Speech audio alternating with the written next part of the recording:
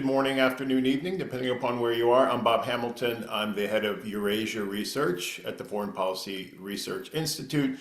We're joined today by what I consider to be a great panel of friends and colleagues to discuss Russian influence operations in the Black Sea region, focusing on three countries, Romania, Moldova, and Georgia, which sort of can fall off the radar in the face of Russia's full-scale invasion of Ukraine, now approaching its third-year anniversary, and especially with all the new news about Ukraine with the US administration. But Russia's been busy trying to influence, and by influence really I think we should say destabilize, other countries in the Black Sea region. And these three countries of Romania, Moldova, and Georgia are great examples. So I'm joined by Dr. Alina Bargoanu.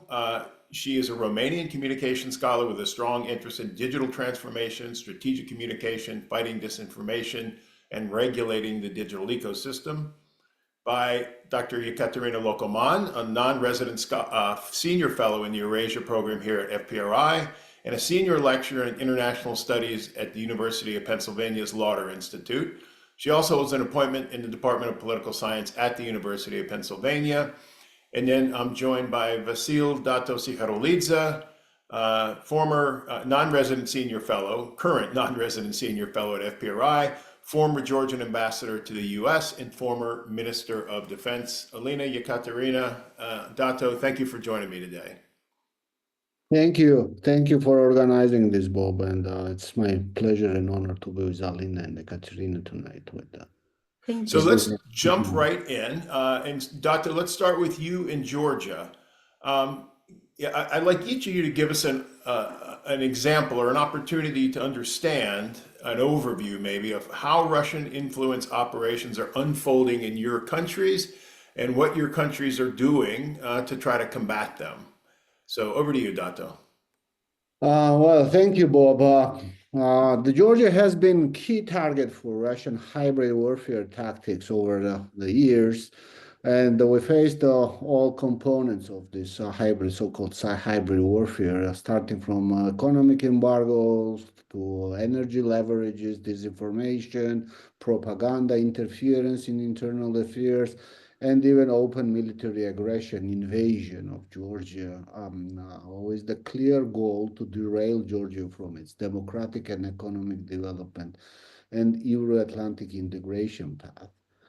While Russia continues its military occupation in Abkhazia and Tkhinvali region, and it's not the only influence operation that they are doing, the Kremlin has expanded its hybrid warfare and its influence operations to directly manipulate Georgia's political elite, economic stability, and informational environment. Instead of direct confrontation, Moscow now relies on the political cooptation, economic dependencies, and informational warfare to undermine Georgia's statehood in general. These methods allow Russia to sustain influence without direct military action, but with deeply embedded control.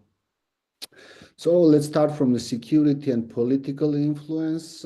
Since, as I already mentioned, Georgia, since 2008 war, Russia actually until today occupies 20% of Georgian territory. It has military presence, illegal military presence, established military bases in Abkhazia and Tkhinvali region. And also it's engaged in a military, so-called, we call it the borderization process, which means that the time by time moving fences and barriers deep into the Georgian territory with the clear goal to remain a constant instrument to keep it as a constant instrument of pressure. That intimidates communities, restricts movement, and tests Western responses, which are not always adequate. The Kremlin uses territorial occupation as a bargaining tool to pressure Georgian government into compliance with its strategic objectives.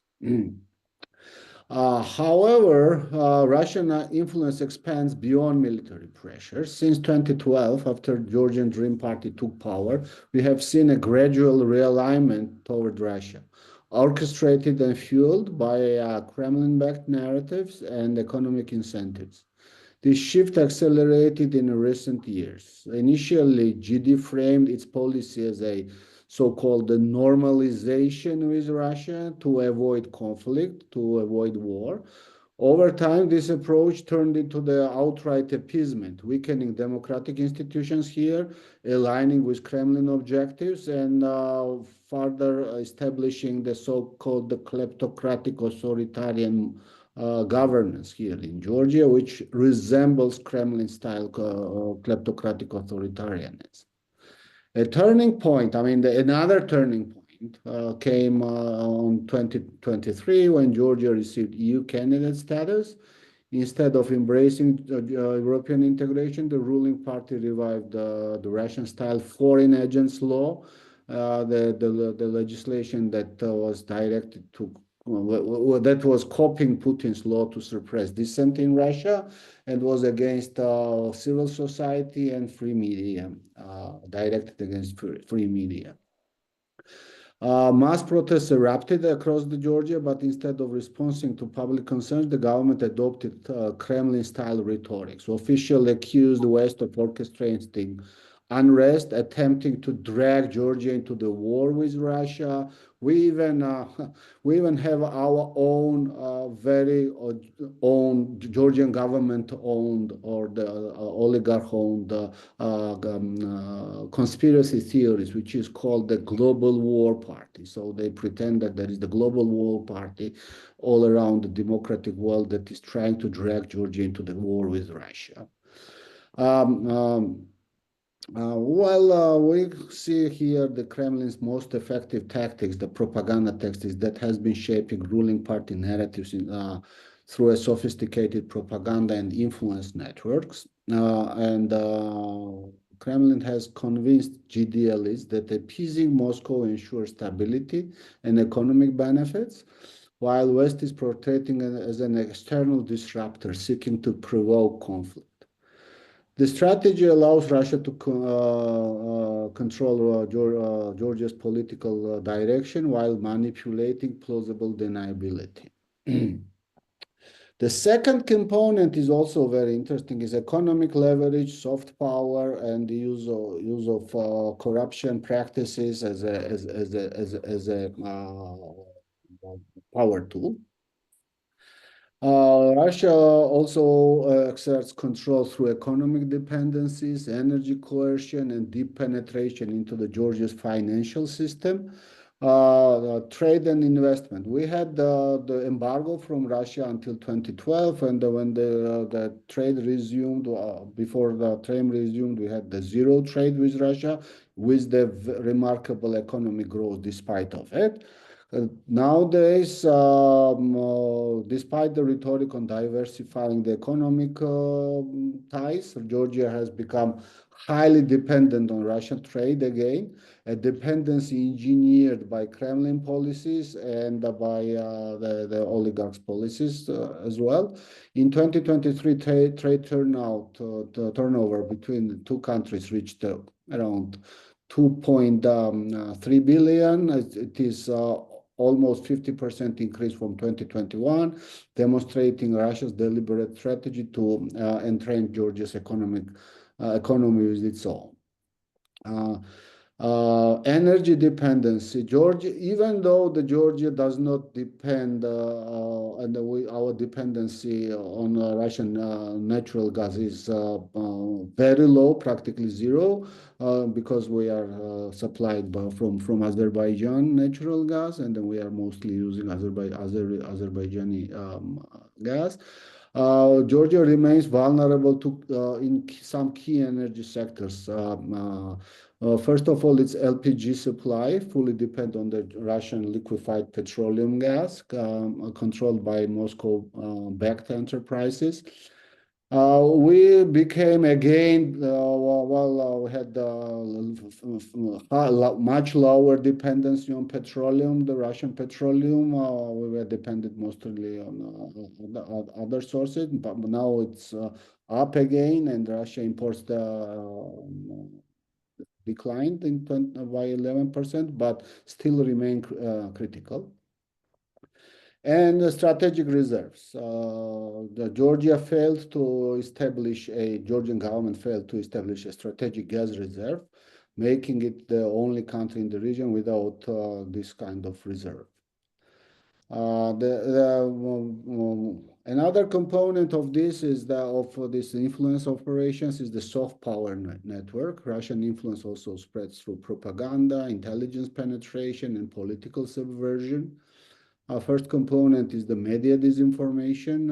Russian-backed or the Russian mirrored outlets spread anti-Western narratives, portraying NATO and EU as a threats, while glorifying closer relations with Moscow as a so-called pragmatic. Pro-Kremlin political network together with the so-called NGO network. Investigators, the independent investigators have exposed 76 at certain point Russian-linked organizations operating in Georgia, working to influence policy, elections, public opinion in favor of Moscow and Kremlin. We have also certain influence from Russian Orthodox Church, which is aligned with the Russian government and ideological warfare, which is under the Kremlin control. And in recent times, many GDO officials openly echoed Russian propaganda, claiming Western powers provoked Russian invasion of Georgia and Ukraine. The rhetoric further demonstrated how deeply Russian narratives have been infiltrated in Georgia's political discourse. So let me also say a couple of words about the recent elections. Recent elections, I cannot avoid this, even though I am running out of time. But in October parliamentary elections in Georgia were marred by systemic fraud, voter intimidation, electoral manipulations, breach of ballot secrecy, and so on. US and many European countries refused to recognize the elections, and only Kremlin and a handful of some handful of other leaders acknowledged the results.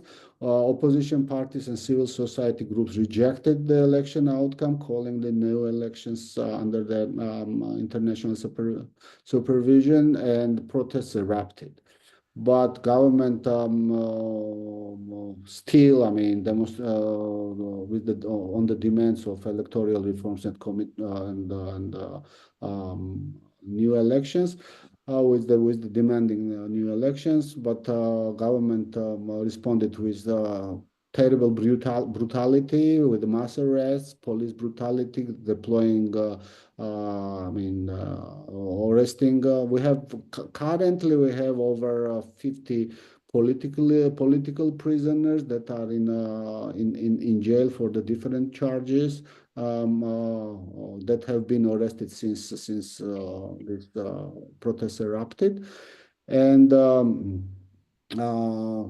well, as usual, state-controlled media campaigns. So we have large media campaigns that portraying protesters as Western agents seeking to destabilize Georgia, and so on.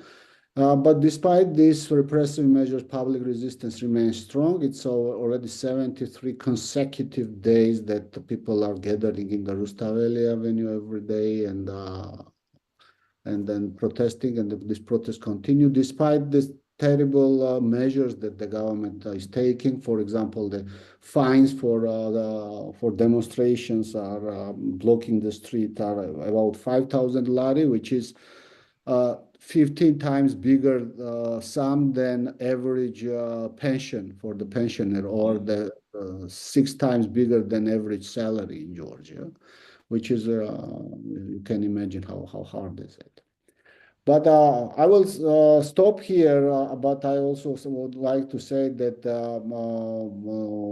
the Russian influence operations in Georgia highlight the fundamental reality. No country is immune to hybrid warfare. It's not only the fate of Georgia or Moldova or Ukraine. I mean, that no country, not even NATO members. I think you froze there. Oh, I'm sorry. Hello? Okay. Yeah. So Is it? All right, Bob, I'll stop here, and Okay. I will gladly answer any questions that you or our audience may have. Okay, thank you, Dato. And so, yeah, I think that's a great, Georgia's a great example, or a great, yeah, an example of the idea that a country embarking on the Euro-Atlantic or Western integration path, that doesn't necessarily mean it will remain on that path, especially when, as in Georgia's case, the state is essentially captured by a Russian-linked oligarch. But Moldova provides an example of the fact that even state capture by a Russian-linked oligarch is not necessarily fatal. It's not the end of Western integration. So let me give the floor to you, Ekaterina, and tell us a little bit about what has happened in Moldova, how it sort of was able to take the state back from oligarchic state capture, and then how Russia has responded in terms of its attempts to influence Moldova's trajectory. Thank you very much, Bob, for inviting me and for this opportunity to discuss Russia's influence operations in Moldova. So I would like to begin by highlighting how the Kremlin carefully, as that was saying, carefully studies each country's political landscape and adjusts its strategies accordingly, using a combination of disinformation, economic leverage, and political interference to advance its interests. So indeed, Moldova elected Maya Sandu in 2020, and we were able to take the country back, as you said, from an oligarch, Vlad Plahotniuc. However, I would say that we have upcoming parliamentary elections this year in Moldova, and the way in which domestic political parties are forming coalitions, there are signs that the influence of the oligarchic, hold is still strong. So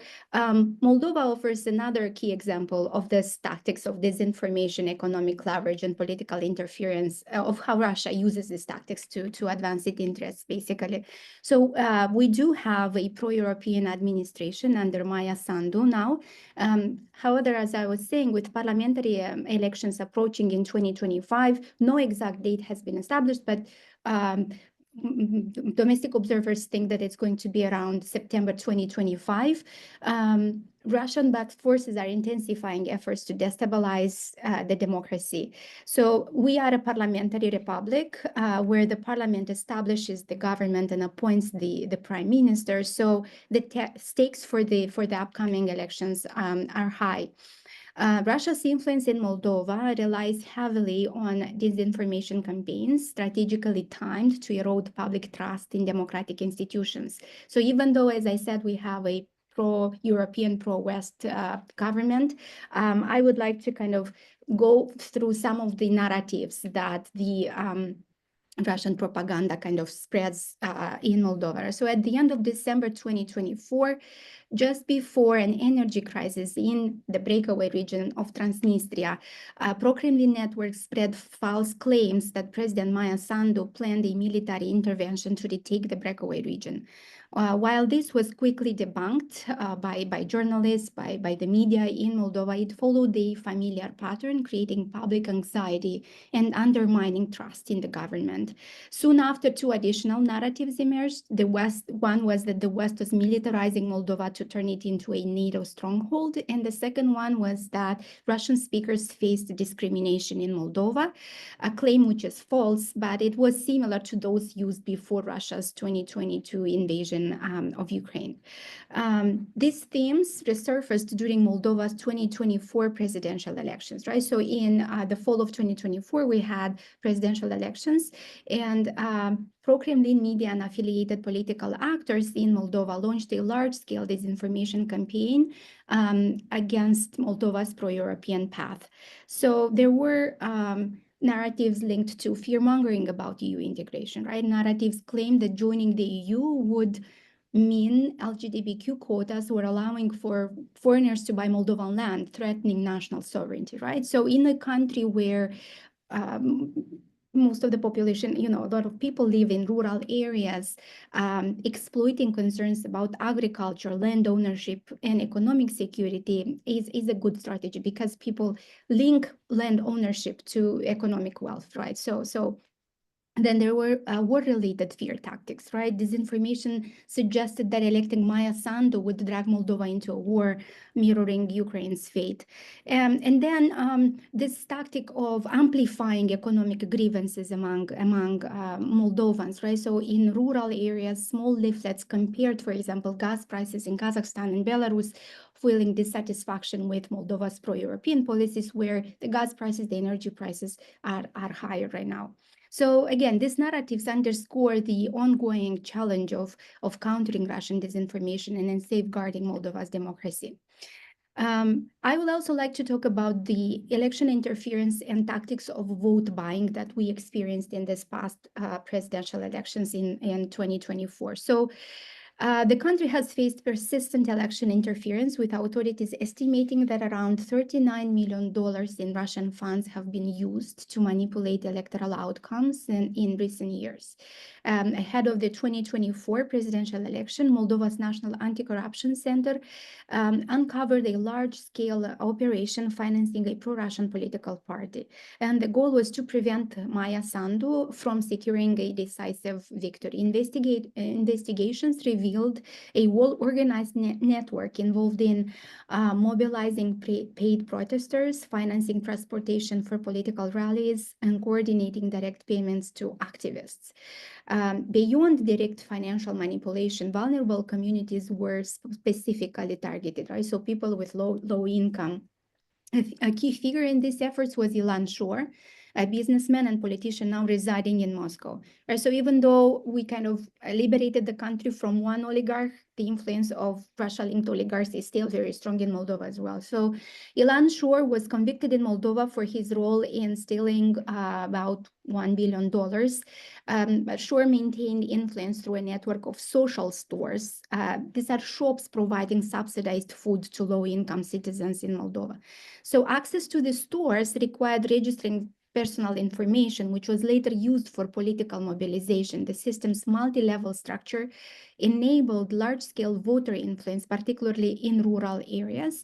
By exploiting economic hardships, pro-Russian networks tied material benefits to political loyalty, reinforcing their grip on Moldova's most vulnerable populations. Authorities estimate that these tactics influenced over 300,000 voters, with many mobilized through financial incentives. And we also, along with the presidential elections, we also had a referendum where voters were asked whether we should change the constitution and have the goal of European integration written in the constitution. And luckily, the referendum passed, but of the very, very thin margin, right? So many observers noted that these tactics of vote buying kind of influenced really the role, the way in which the referendum went. And then one last point that I would like to look at and discuss is the economic and energy blackmail, just as the case in Georgia, right? So for decades, Russia has leveraged Moldova's energy dependence as a geopolitical tool, using gas supplies to exert pressure on the country's political decisions. So up until recently, Moldova was very much, almost 100% dependent on energy supplies from Russia. In recent years, with EU support, however, Moldova has taken significant steps to reduce reliance on Russian energy. So this year, I think, is one of the, like last year and this year, we are not relying on energy supplies from Russia. It meant that the prices for energy supplies increased for Moldovan consumers, but at least, However, at the start of 2025, just in January, Russia cut gas supplies to Transnistria, the breakaway region, leaving hundreds of thousands without heating or water in the middle of the winter. Moldova imports energy, electrical energy from Transnistria, and without that gas supplied by Russia, there was a very big risk that Moldova would be without electricity, basically. Energy prices increased for consumers at around 75%, and this is a very big burden for simple consumers. And also inflation is expected to rise by about 10%, right? So these are all, again, playing with these economic grievances in an electoral year, parliamentary elections, to kind of fuel support for the pro-Russia parties. To support Moldova in this crisis, the EU offered 250 million euros to help Transnistria secure alternative fuel sources. However, under pressure from Moscow, Transnistria's de facto authorities rejected EU assistance and instead struck a deal with a Hungarian firm reportedly backed by Russian credit. The Kremlin's objective was to block Transnistria's integration with European energy markets and maintain its economic leverage over Moldova. I will say one last thing before I end my remarks here. So I will only want to touch a little bit on the changing geopolitical context and specifically the ways in which the US policy shifts in DC and how the repercussions of this for region and for Moldova specifically. For years, the US and EU worked together to support democratic institutions in Moldova. However, under the new US administration, this alignment is becoming uncertain, right? So one immediate consequence is the growing scrutiny over USAID funding in Moldova. Pro-Russian politicians such as Igor Dodon have seized on debates in Washington to discredit Western aid, calling USAID an organized criminal group. This rhetoric mirrors Russian narratives, portraying Western assistance as a tool for foreign interference rather than a means of strengthening democratic institutions. And when statements from Washington undermine US aid programs, they reinforce Russian disinformation, casting the West as an unreliable partner at a critical moment for Moldova. I will stop here and I'm looking forward to interaction and questions. Thank you. All right, thank you, Katerina. And now, so Alina, let's move to Romania, the largest of the three countries and also the only NATO member among the three. So what is Russian influence? What do Russian influence operations look like from where you sit? First of all, thank you very much for putting this discussion together. I'm happy that there is still some interest in this topic, which has been heavily politicized and got into the crossfire, into the current geopolitical crossfire. And hopefully we can make a meaningful contribution. I have the benefit of talking after the distinguished two speakers in order to underline some commonalities and also some differences. The commonalities have to do, first of all, with the fact that we are in a geographical proximity. So there are commonalities regarding the whole East Central and Eastern European area, whether we talk about the countries that belong to NATO or to the European Union, such as Romania, Poland, Hungary, for example, and countries that are not members of the European Union and NATO. And this makes a good insight showing that foreign influence operations manage to penetrate NATO borders, for example. And the second larger point is that the commonalities reflect the fact that we are all eating from the same transnational information space, which is quite a new phenomena.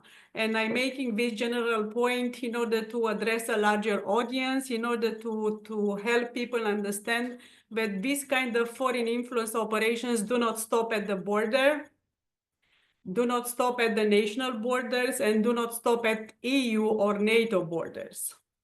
And because again, my desire for tonight would be to address a larger audience, not only some things which could be very peculiar to Central and Eastern Europe, far away regions and stuff like this.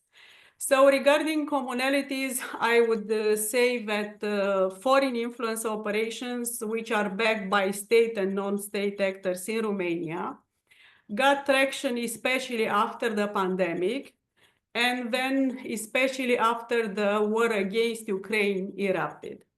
So I think that for a country such as Romania, which is definitely pro-EU, pro-European, and pro-NATO, the pandemic and the full-scale invasion of Ukraine provided ample opportunities for such operations to get traction.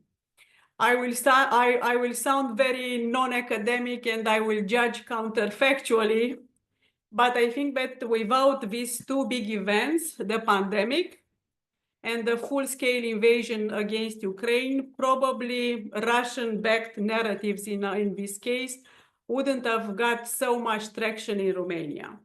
But I think that they managed to get traction in Romania, which again, in my understanding, is a very pro-European and pro-NATO and pro-US country. Such operations managed to get traction as a result of a fragility of the public opinion, as a result of the mistrust that was cultivated, sometimes with good reason, in government, in mass media, in sources of expertise in general. And again, I hope by these general remarks, again, to draw attention upon the fact that what we are experiencing in Romania, in Georgia, in Republic of Moldova, some are also general for larger audiences. In terms of commonalities, I think that some of the main narratives with which the Romanian public space was targeted, I could mention the following, that Romania is a colony of the West. And why I have chosen this particular narrative? Because it sought to create synergies with the anti-colonialism discourse in general. We think that the influence operations targeting African countries, for example, are different from the influence operations targeting Central and Eastern Europe, for example. And in some cases, there are huge differences. But this narrative, again, is transnational and it doesn't have to do with the geographical location. So this will be one example, that Romania is a colony of the West. Another narrative which was widespread is that Romania is a big loser of both European integration and globalization processes. Again, I'm making the point that anti-globalization discourse is not something having to do with Central and Eastern Europe, with a funny country such as Romania, Republic of Moldova. But again, this anti-globalization narrative is a global, a transnational one, which is funny enough. Another narrative that targeted Romania is that the Romanian local politicians are mere lapdogs of their master, are puppies. Lapdogs are traitors. They do not love their country. They are a catastrophe. They have sold Romania to foreign interests, to a transnational rich cabal of people who want to destroy Romania. And I hope, I'm sure that both you and the people who are watching us recognize some rhetorical marks in this. Regarding also I noticed these references to the Global War Party, which was present also in Romania, and also what Ekaterina said about the fact that that NATO, the West in general, is trying to draw Romania into a conflict with Russia. So again, these were very, very heavily present in the Romanian public space. That again, the local politicians are ruled by this Global War Party, that they are warmongering, and they want to transform Romania into a sitting duck, to transform Romanian people into cannon fodder in order to destroy Romanians' interests. So again, these are very, very, very general narratives, transnational narratives. And my point is most of the time, these kind of narratives in Romania are mere translation of what is happening in other parts of the world. Again, whether we talk about EU member states or countries seeking EU membership. Another point that I will make, and then I will stop, and I think that this has to do with the Central and Eastern Europe, is to exploit historical anxieties and geographical anxieties. In what the literature calls mapaganda and the cartographic warfare. And again, this is specific to the region, which is very geographical tight, when there are historical grievances, when some pieces of the land belong to some countries in the past and now belong to other countries. And in the case of Romania, one of the strongest narratives right now is that we should reclaim some territories from Ukraine, in our case, Bukovina. So this fits the narrative that again will sound very familiar to everybody who is watching us, that Ukraine is an invented state, is an artificial state, Hence, parts of its territories should be given back to its neighbors. This narrative started to surface in Romania beginning with 2023, 2024. It got traction in the context of the latest presidential campaigns. And again, everybody who is watching us know that this is part of the official discourse coming from Kremlin. Again, the idea that Romania should reclaim its historical territories. In 2024, this idea was introduced by Russian official messaging, and also it was backed by some big Western influencers saying that Transcarpathia should go to Hungary, that Galicia should go to Poland, and Bukovina should go to Romania.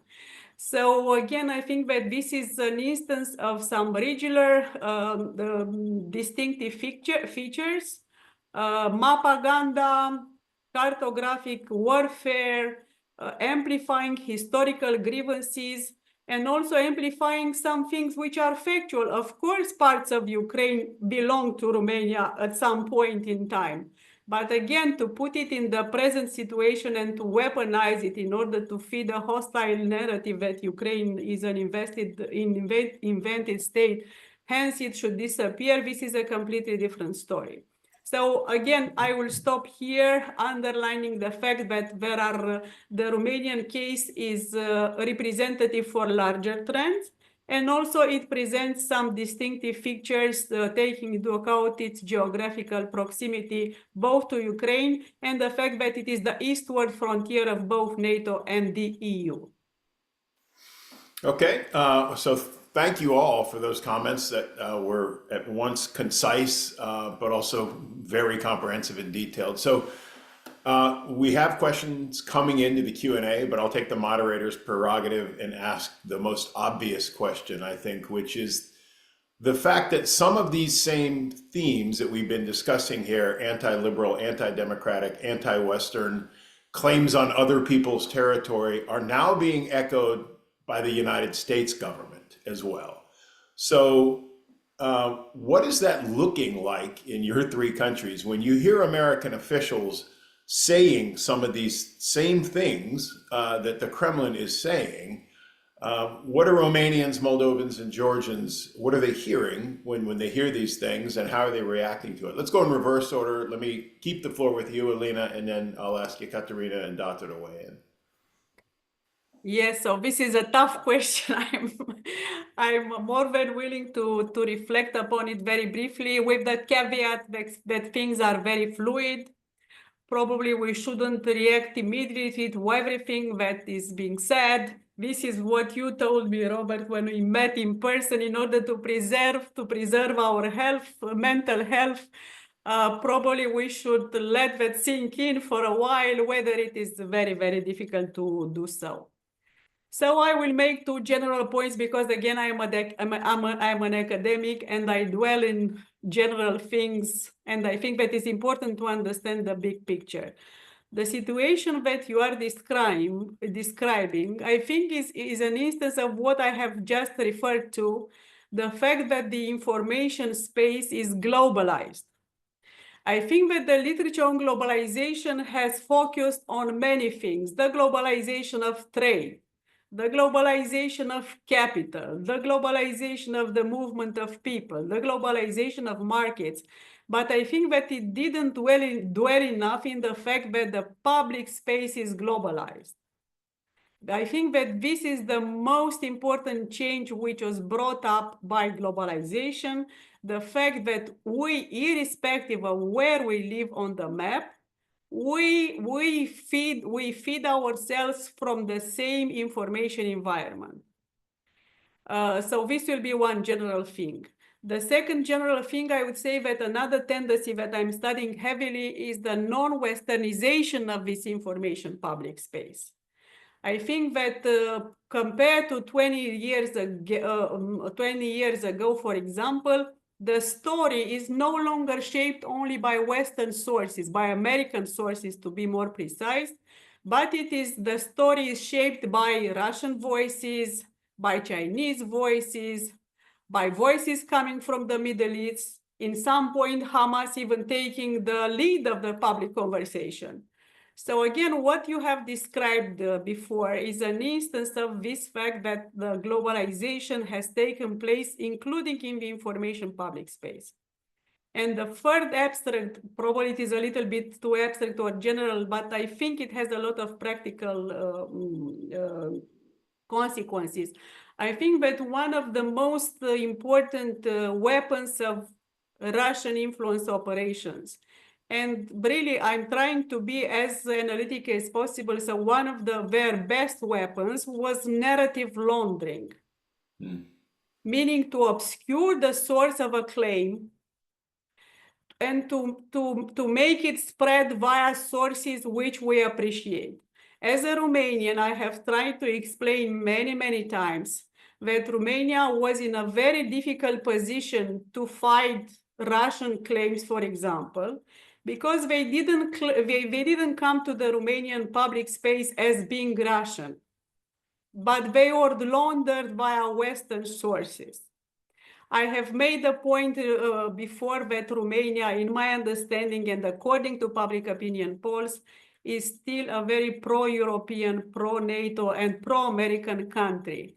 But paradoxically enough, and sadly enough, especially these pro-European and pro-American feelings have been weaponized in order to spread these claims via what I call, and not, it is not I call, what the literature calls narrative laundering.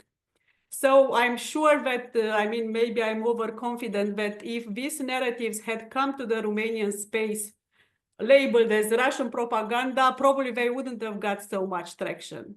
But since the source of the claims were obscured via some Western sources, I think that apparently, especially our pro-US feelings have been weaponized, which is an interesting theoretical thing for me as a researcher to study how especially your pro-US American feelings can be weaponized in order to spread at some point anti-US propaganda. I hope that I'm not too complicated.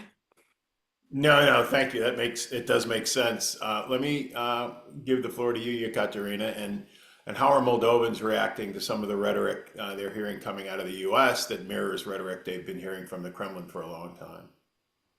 So I think that the Moldovan, political, it's a democracy, right? The country is divided, and this is how a democracy should be, right? Some usually, like in the recent presidential elections, we saw that half of the country voted with a pro-Russia candidate, half of the country voted with a pro-Western candidate. Now, I think when we hear this narratives coming from the West about, all of this territorial grievances in a way, I think it poses a very big PR problem for the pro-Western parties in Moldova, for the pro-Western politicians, because up until now, and it brings a lot of support in this, if you can call it like a debate, right, a political debate, a big support to the pro-Russia parties, because then the pro-Russia parties, up until now, it was very clear that the pro-Western parties in Moldova were following the same narrative, and they were kind of sharing the same ideals and the same values of democratic support, anti-corruption reforms, judicial independence, human rights. And this was all coming, these narratives were coming both from Washington, D.C. and from Brussels. And right now, however, with this kind of narratives coming from some of this Western parts, this is divided, right? So it is posing a challenge to the pro-Western parties in Moldova, because they are facing, on the one hand, this constant propaganda and attacks from the Russian forces. And now they are facing kind of similar narratives from former allies, right? So I think it's complicated. It is basically making it more difficult for the pro-Western, pro-democracy parties and actors to kind of maintain this claim that the path that Moldova is on should be kept, because we have all of these allies supporting us. And this is kind of the good part. So in a way, up until now, it was very easy, to put it in simpler terms, it was very kind of easy to look at the political landscape in Moldova and be like, this is black and this is white in a way, where this is, one direction and this is another, left and right. Right now, it's very complicated, right? Or it's not clear which the right direction is. And I think, again, the strategies that the literature basically argues that one of the goals that Russia has in many of these countries is to basically bring chaos and destabilize, to make it unclear for the voters to understand what's A and what's B, right? What's C and what's D. So I think that is one of the effects. Yeah, thank you. So over to you, Dato. So Georgia's a little bit unique in that in both Moldova and Romania, you have pro-European or pro-Western governments and pro-Western societies, as borne out in multiple surveys. In Georgia, you've got a pro-Western society and a very robust civil society, but frankly, anti-Western authoritarian government. So I guess I'd ask you, Dato, in Georgia to differentiate between how the government is reacting to some of what they're hearing from the US and how Georgian people are reacting to it. Well, yeah, actually, I think that Alina brilliantly described how this message, or the disinformation and propaganda message, penetrates the different societies, and no one is immune here. And then we've been living through it for last 12 years already. I mean, the building these anti-Western narratives, the Kremlin narrative has been taking different shapes here in this country. And well, important thing, Bob, is that I grew up in, well, my generation grew up believing in America, actually.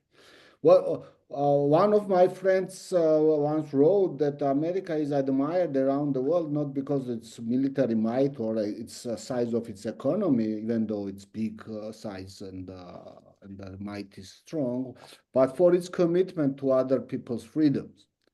And we always knew that the US was the country that was defining its national interest beyond its immediate economic and political needs. And it was important. It was the base on which that our beliefs were our beliefs in America were based on that. So in this regard, I think that it is important. I can hear that people are just refusing to understand what is happening right now. Of course, the government had this, this rhetoric that this rhetoric that resembles the rhetoric that Ekaterina and Alina also described, and I think it's pretty unique, and then it penetrates every liberal society because of our weaknesses. And I think that also it was partially happening because of absence of the policy with to counter these narratives at the very beginning, and an absence of the policy to counter the crimes that Kremlin was committing, starting from the Georgian invasion and then 2014 invasion and the penetrations and interference in other domestic affairs. And I think that everyone has the feeling that we need the US back. We need this commitment to freedom from not only from the United States but also other countries should step in, and then the solidarity of the free world is the most important component which can save this free world itself. Okay, so thanks, Dato. Let me get into the Q&A because we have several that have come in. First one will stay with you, Dato. It's because it's about Georgia. And the question is, given Turkish interest in Georgia, Baku-Tbilisi-Ceyhan pipeline, and other economic and security interests, what is Turkey's position on Georgia falling under Russian influence? Well, Turkey has been for Georgia. Turkey has been good partner for years, and I think that also Turkey has its own interest in the, keeping this energy pipelines operating. So I think that of course, we have to they have their own interests. We have good cooperation with Turkey, based on good neighborly relations and a very pragmatic base. So Turkey has been good neighbor to Georgia, never interfered in Georgia's domestic affairs. We never had any problems with Turkish issues with Turkey with regard of the Georgia's occupied territories. They were very supportive to Georgia's NATO cause and all. But in this regard, of course, they are not intervening into Georgia's internal affairs, and then they are staying away. Of course, we at any point, Georgia should maintain close partnership with Turkey. It is absolutely essential for development of Georgian. For Georgia's security, stability, economic development, and I think that these ties are essential. Okay, thanks. Let me get to another question, and this will be for all three. Let me start. Let's start with you, Katerina, then Alina, then Dato. What roles have the intelligence agencies of your three countries had in addressing Russian influence operations? Katerina?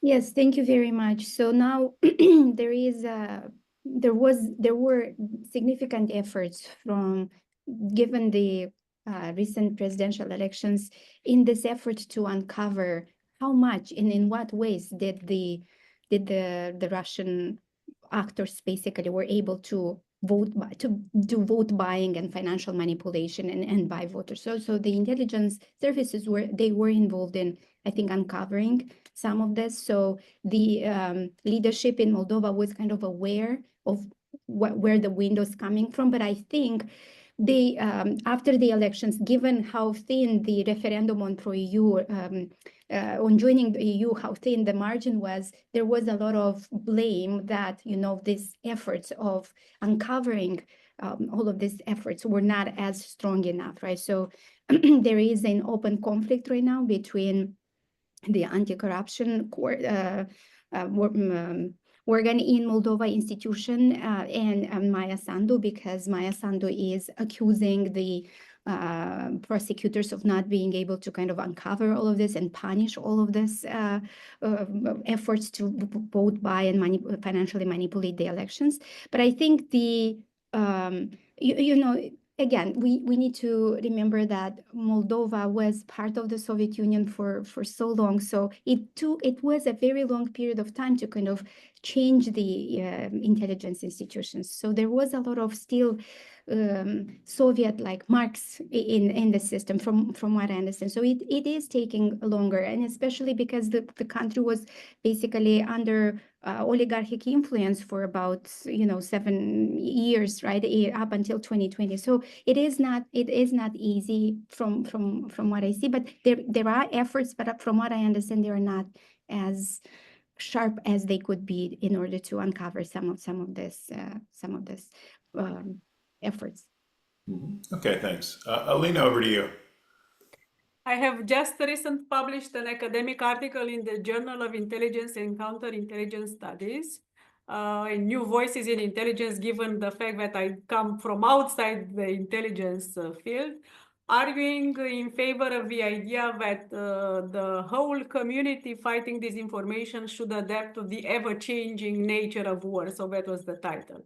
The point was that compared to previous times in history, disinformation, propaganda, destabilization, hybrid actions are no longer driven only by intelligence sectors, because that was the situation, let's say, with destabilization actions against the United States before the Second World War, for example. It was about some intelligence operations which are mostly clandestine. Now, these type of operations are a combination between clandestine operations and in the open, weaponizing the information ecosystem, driven by state actors and non-state actors and stuff like that. And my point is that just like in a mirror, the efforts to tackle disinformation and influence operations and hybrid warfare in general is no longer driven only by intelligence actors, but they should be driven by what the literature calls whole of society approaches. I think that if we expect the intelligence services to solve this topic of hybrid warfare, intelligence operations, influence operations, propaganda, disinformation, we are completely mistaken. And we place too much expectations. And again, we do not keep pace with the ever-changing nature of war. Of course, the intelligence services actors have an important role to play. But again, I plea for what it is called whole of society approach. I plea for trans-institutional structures, transdisciplinary structures to put together people coming from the academia, coming from the law enforcement, coming from the cybercrime investigation, for example. So again, I think the countries that were successful in tackling influence operations and hybrid actions were countries who managed to put at the same table different institutions and different disciplines, meaning academia, journalists, big data engineers, for example, digital forensics, cyber crimes. So I think that these operations are very sophisticated in terms of their psychological component, but they are also very sophisticated in terms of their technological component. And again, if we expect only the intelligence environment to deal with this, we are completely mistaken. Because again, I think that we have to come up with different institutions and also with different specialties. Again, IT guys, big data guys, social psychology, mass communication, stratcom, law enforcement, and stuff like this. Without this kind of transdisciplinary and trans-institutional approach, I think that we are always falling behind, which may be the case right now. Yeah, that's a great point. The point being that sort of the threat, the Russian influence operations threat is unconventional, right? It's not a conventional military or intelligence threat, and it's multifaceted so that the response has to be as well. If you expect one agency or one instrument of government to respond, it's always going to be, the response is always going to be too narrow to address the threat and several steps behind the threat. So, and also I will make the, I will make the difference between technical attribution, which is the responsibility of the intelligence environment, for example, and the political attribution, which means political commitment to admit the technical evidence, the financial evidence, the narrative evidence. So sometimes in the public conversation, we mix the two. We mix the technical attribution with the political attribution. I think that in many cases, there was a lot of technical attribution, but I think that what was lacking from the public conversation was that kind of political attribution and political commitment. Yeah, okay, great, thank you. So Dato, over to you. I suspect you're going to tell us that the way the Georgian intelligence services are responding is a little different to what we're seeing in Moldova and Romania, but I'll let you talk for yourself. Yeah, it's very true, Bob, that the situation is different in Georgia, while this Russian propaganda and disinformation. Well, first of all, I agree that it's a much more sophisticated and a complicated network of spreading than it's just very primitively through Russian Kremlin controlled media outlets or their controlled NGOs.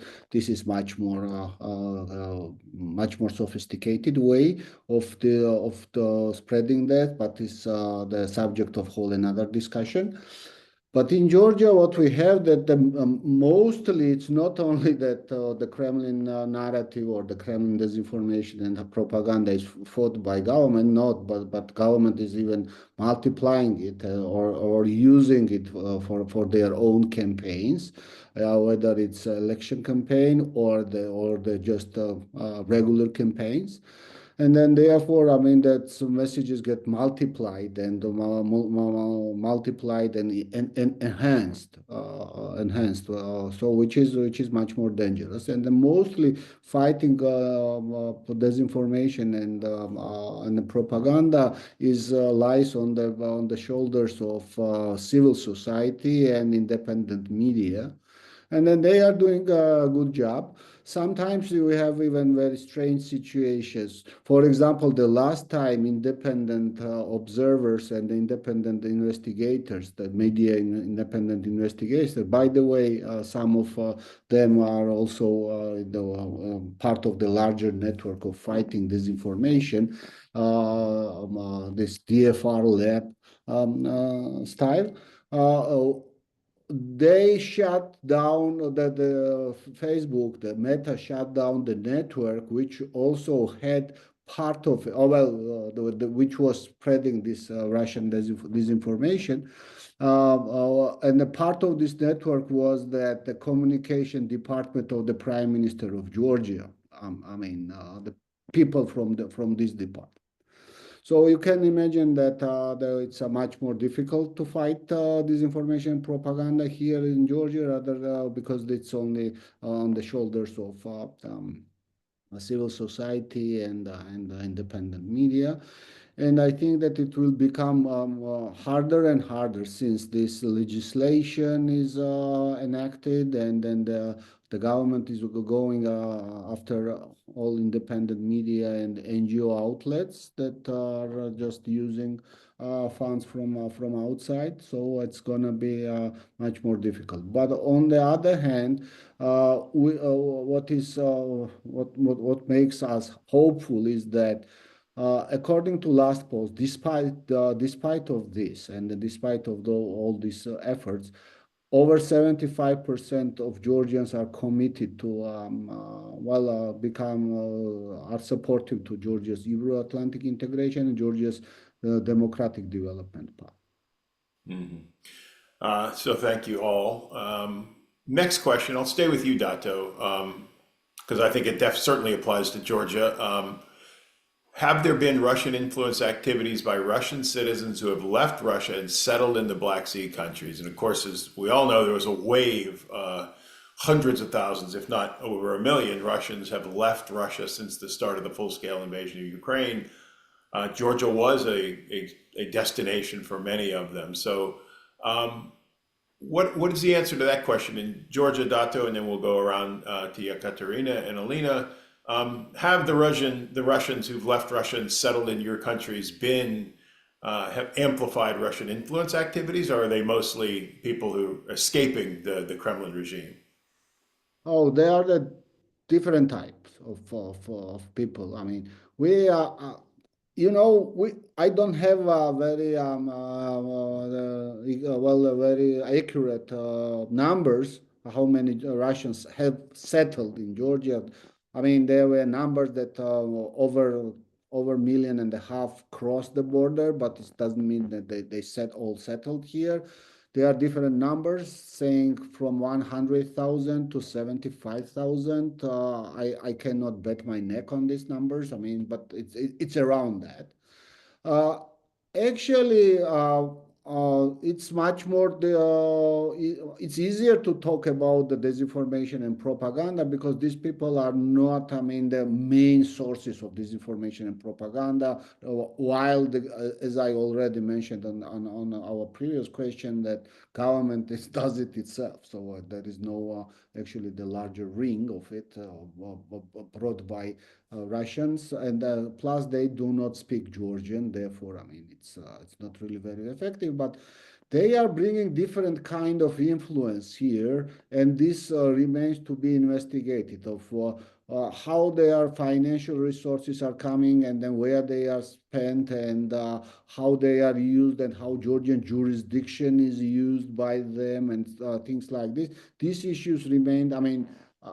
I don't have clear answers. I have seen number of independent investigator stories that are speaking about different deals. but they are not always necessarily involved the people that have settled here. They are just involving people that are going back and forth. So I think that if we are talking about Georgia and the spread of influence by the Russian nationals, I think that we have to be more mindful of financial and economic activities rather than disinformation and propaganda spread by them, because I mean they are not the primary source of this. Yeah, thanks, Dato. How about in Moldova, Ekaterina? So this is a very good question. I am not aware out of, I don't know the exact number of Russians who moved to Moldova following the war in Ukraine. What I do know, what I can speak about, is the huge amount of Ukrainian refugees that moved from Ukraine because of the war to Moldova. So Moldova accepted a big number based on its GDP, one of the largest number of refugees after the war. So many people use Moldova just as a transit point, and they just used Moldova as a transit point to then move farther west to other European countries. But the ones who decided to stay in Moldova, I think the government did a wonderful job in trying to include them in the society. Now, one anecdotal thing that I could say, I go to Moldova every year. So one thing that I could say that there was an influence on the public opinion because this Ukrainian refugees moved to Moldova, and in Chisinau, the prices for renting apartments went skyrocketed, basically, right? So then Moldovans who are living in Moldova and who have much lower, some of them, incomes, they were unhappy in a way, and in a way it worked it worked towards this Russian disinformation that yes, in the first months once the war started, there was this empathic move to kind of support the refugees, but then later on, as the war is dragging longer and longer, and the Ukrainians who moved, kind of, again, it changes, and again, anecdotal evidence, you can kind of speak, and you can read in some of the pro-Russia mass media how, some of the Ukrainians who come to Moldova have very expensive cars, and they're wealthier than some of the Moldovans. And then, then the pro-Russia narratives are like, why do we need to help them? We are poorer than them. Are they really the ones that need to be helped? So unfortunately, this is what I've been kind of seeing, the effect of movement of people between borders. Yeah, so thank you. What I could add very quickly to what Ekaterina and Dato said is, again, some general things. I think that propaganda in general tries to create a us versus them feeling, which is, again, a transnational phenomena. Romanian citizens versus Ukrainian refugees, for example, which was part of the playbook in Romania. Another thing that I could say is that influence operations are long-term, and they are exploiting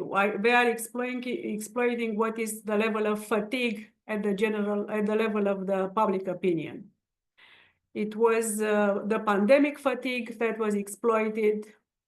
Now it was the war fatigue, which was exploited. It is the outrage fatigue, which is exploited, is weaponized. I mean, people have been angry and outraged for so long that now that there is exactly an outrage fatigue, and we're no longer outraged when probably we should really be outraged. So I think that the exploitation of this fatigue of the level of public opinion is also a general thing. And what I would say that this kind of influence operations exploit the feeling of being left behind. I think that was one of the most powerful insights of Russian propaganda, official messaging, strategic communication, you name it, is to exploit that feeling that we are left behind as citizens, that we as a country were left behind. Because, for example, that was exploited in the case of Romania when Schengen admission of the country to the Schengen area of free movement was delayed, creating some sort of a Schengen fatigue. If Dato allows me, I would say that that was the enlargement fatigue, which was weaponized in the case of Georgia. So again, this feeling of people, countries, and regions being left behind, I think was one of the good insights of the Russian actors to exploit. And you can, I think that you can literally find traces of that public opinion mood all over the transatlantic area and at its margin in Ukraine, in Georgia, and in the Republic of Moldova. If Yeah. I may add Sure. to this, just a very quick remark. One thing that I was discussing with Timothy Schneider from Yale, and he said one thing that I kind of captures this idea that you were, Alina, just mentioning right now. Russia is a very good doctor. They are diagnosing the internal problems, the internal grievances of people very well, right? They put the finger on the problem. There are problems. We are facing internal problems. And it is not wise of the pro-Western, pro-democracy political actors in these countries to blame everything on Russia, right? There are problems internally. I think the challenge of the domestic political actors is to really counter this disinformation with ways in which they yes, there are grievances, people are left behind, rural people are, hundreds of people have 100,000 have left the country, right? So there is a problem, but how are we solving it? What solutions are we giving people? Because when there's only the game blame, basically, when we just blame Russia, then they're just the people are okay, I feel that I have a problem. Somebody is putting the finger that I have a problem. What solution do I have? So I think that's an important point to kind of point as well.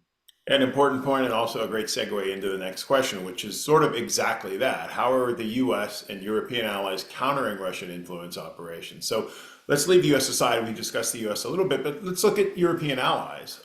Outside of your three countries, what are the EU and NATO doing? I know there is a combined EU-NATO Strategic Communications Center of Excellence in Riga, Latvia.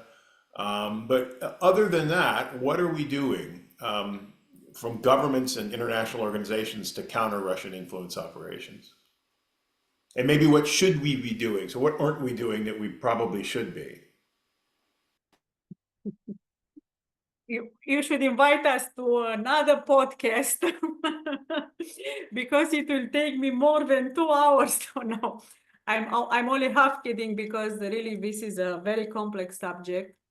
I think if let me focus only on the European Union because this will be my area of interest. I think that the European Union overall provided some integrated transnational answers, which should be noted. We have the Digital Services Act, which now is under heavy criticism. It is caught in the crossfire of transatlantic voices. The digital and recently, just last week, the code of conduct against disinformation was integrated in the Digital Services Act. So it was a code of practice against disinformation, which was changed into a code of conduct, and it was integrated into the Digital Services Act. What I can say in this conversation is that there is a lot of politicization about the Digital Services Act and probably a misreading of its objectives. I'm very close to the drafting of the document because the code of conduct, for example, was based on the work of the high-level expert group on fake news and digital disinformation, of which I was part of. So I'm talking knowing the text very well. I think that what the DSA says, especially the code of conduct against disinformation, is that we shouldn't focus so much on content. Leave the content free in order not to engage in censorship, for example, and instead to focus on behavior, to focus on the technological infrastructure, to focus on demonetizing disinformation, providing disincentives to the disinformation actors to earn a lot of money from doing these things. So again, I think that it is a big misunderstanding when talking about DSA and the fight against disinformation, because again, the objective was specifically to leave the content free, to be agnostic about the content, and instead to focus on the technological infrastructure, to focus on inauthentic behavior on the platforms, the weaponization of the digital affordances and stuff like this. Of course, very some focus on content, but in very, very specific circumstances. such as child pornography, apology for terror, I mean, which are obviously things that should come under some sort of regulation. But other than these very specific instances, the DSA, when talking about tackling disinformation, does not focus on content, because this will be very close to indeed censorship, but it focuses on the digital infrastructure and on the behavior and the digital affordances which should be put under some sort of supervision. So this will be one point. There are other transnational experiences in terms of tackling disinformation. In the media sector, there is the renewed media sector directive. There is the Center for Countering Hybrid Threats in Helsinki. There is that Excellence Center for Strategic Communication. So there are transnational structures which have been established. The European Union is also rich in experiences coming from specific member states. For example, Finland is always given as the best-in-class example of coming up with whole-of-society solutions to this problem. The Baltic countries, again, have come up with good experience in engaging the whole society in media literacy, digital literacy, even AI literacy, for example. What is lacking, and I will stop here, is more integration, is more coordination. Because again, at the level of the European Union, and I would say at the level of NATO overall, it is almost irrelevant that Finland is doing such a great job in resilience and fighting disinformation.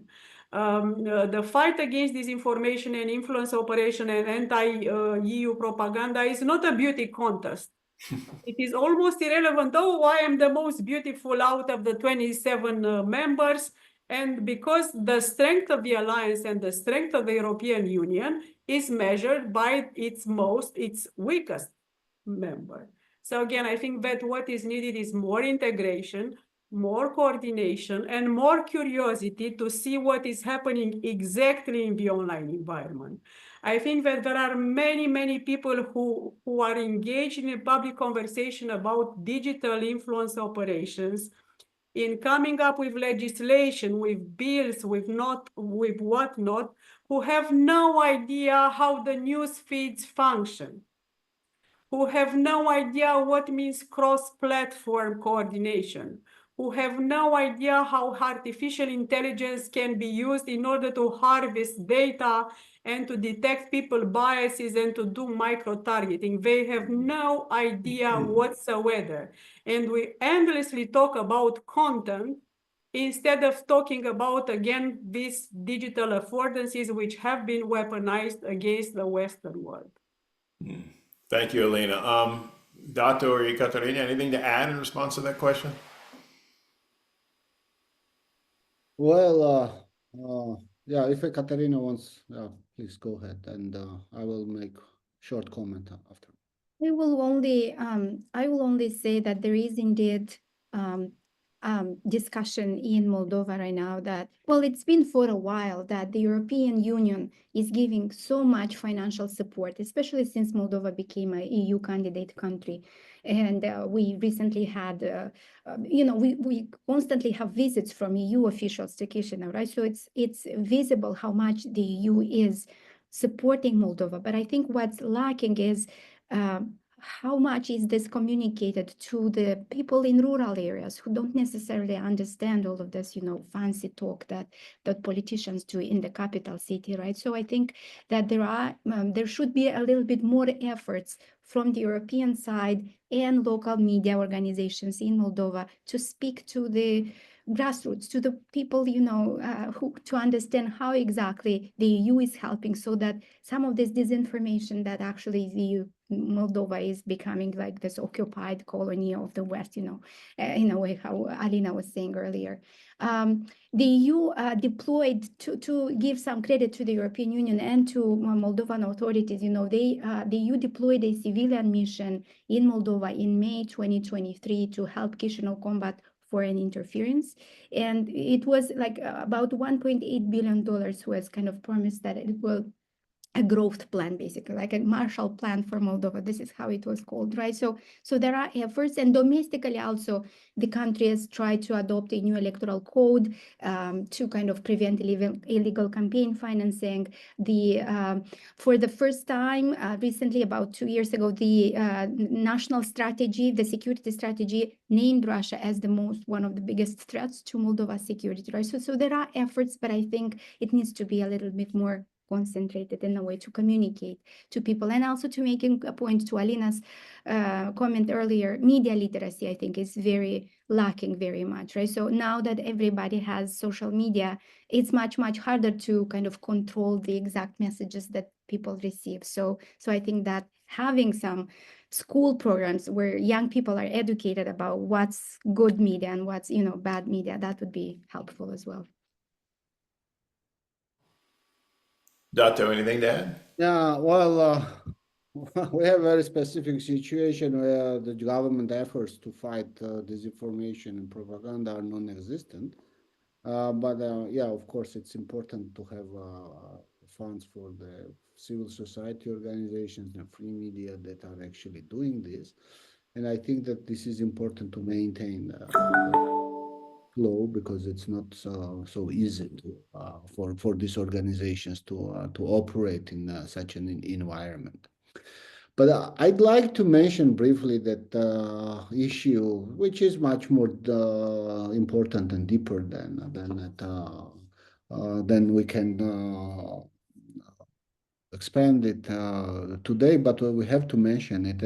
It already has been mentioned by Alina, and I'd like to repeat it, that these propaganda narratives are capitalizing on the public frustrations on issues of the frozen process of the integration into the NATO, first of all, because these promises have been made already in Bucharest already in 2008, and since then, I mean, there was no really step forward. But there are, of course, nuances, and that these nuances can be discussed, and the politicians and the diplomats and the people that are involved in this are understanding it better. But we have to face it that first of all, they are serious frustrations, and then the Russian propaganda is capitalizing on these frustrations in a different ways. So and then this is the fertile ground for Russian propaganda, and not only for Russian propaganda, but for the populist propaganda of all sorts of propaganda. So we're close to our end time. We got a couple more questions that I'll throw, one directly to you, Dato, and then one to all of you.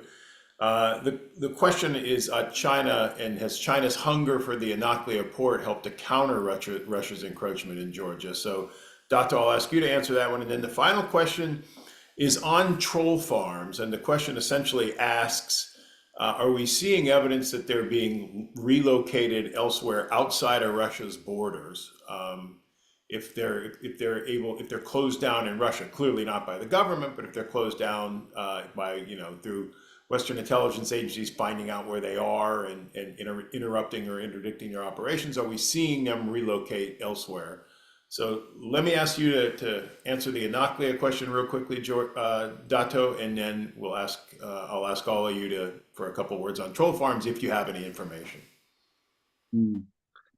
Well, Anaklia question is interesting. I think that the Russia's interest and Russia's influence here is that Anaklia port should never have been built, and never should be built. And I think that this is the entire concept of it, and then the government effectively torpedoed the entire project. But time by time, we see that the people are just announcing some sort of tenders, and then in these tenders, of course, no surprise that the Chinese company has won. I don't.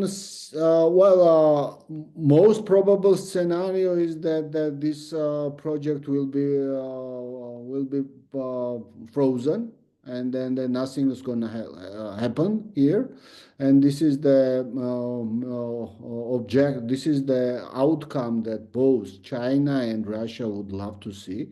And then this only bad outcome is only for Georgia and the countries that could be benefiting from the strategic connectivity.